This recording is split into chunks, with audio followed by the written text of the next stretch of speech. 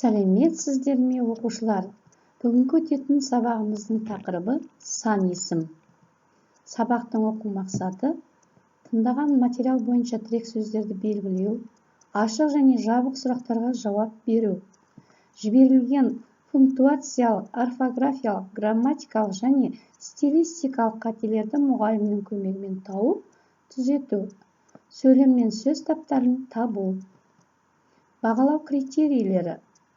Тыңдаған материал бойынша ашық және жабық сұрақтарға жауап береді. Пунктуациялық, орфографиялық, грамматикалық және стилистикалық қателерді мұғалімнің көмегімен табады. Сөйлемнен сан есімдерді сұрақ қою арқылы табады. Сан есім дегеніміз не, балалар? Сан есім заттың санын, ретін білдіретін сөздерді сан есім дейміз.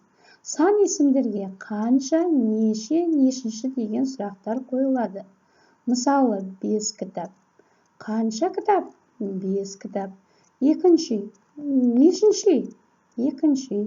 30 килограмм. Қанша килограмм? 30 килограмм. Енді балалар, оқулықпен жұмыс жасайық. 21-ші жаттығу. Серпілген сауал әдіс арқылы мәтінді тыңдап, сұрақтарға жауап бер. Сұрақтардың жауабы арқылы тірек сөздер қатарын тауып жаз. Асан қайда бармақшы болды? Ол неліктен шөлдеді? Жолда не кездесті? Бұлақтың суы қандай? Бұлақтың суы неліктен ерекше болып көрінеді? Дескрипторы. Сұрақтарға жауап береді, тірек сөздер қатарын тауып жазады. Дәптермен жұмыс. 22-ші жаттығу. Сұрағын тап, әдіс арқылы орындайық, балалар. Орын ауысқан сөйлемдерді ретке келтіріп жаз.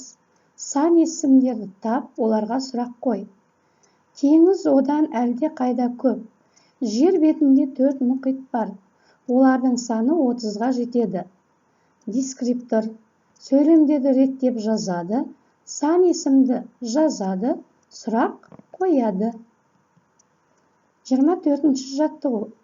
Бас қатырғыштар әдісі арқылы орындаймыз. Құрамында сан есімі бар сөздерді сөзбен жаз. Дескриптор. Саны бар сөздерді анықтайды, сан есімі бар сөздерді жазады. 25-ші жаттығу. Өзіндік диктант. Мақалды оқып, жатқа жаз. Сан есімнің қай сөзбен байланысып тұрғанын сызбамен көрсет. Бір кісі қазған құдықтан 1000 кісі су ішеді. Дескриптор. Байланысып тұрған сөздерді сызбамен көрсетеді, қатесіз сауатты жазады, жіберілген пунктуациялық, орфографиялық, грамматикалық қателерді тауып түзетеді. Рефлексия. Шығу парақ әдісі. Оқушылар бірнеше сұраққа жазбаша жауап береді. Бүгін не үйрендіңіздер? Сабақ бойынша қандай сұрақтарыңыз бар? Келесі сабақта қандай мәселелерге аса назар аудару керек? Сабақ қызықты өтті ме? Сіз үшін сабақтың құнды жайттары қандай болды? Бүгінгі үйренгеніңіз сіз үшін болашақта қажет болады деп ойлайсыз ба? Үйге тапсырма. 79-ші бет, 23-ші жаттығу. Ойланып тап, ол қандай? Қай сан?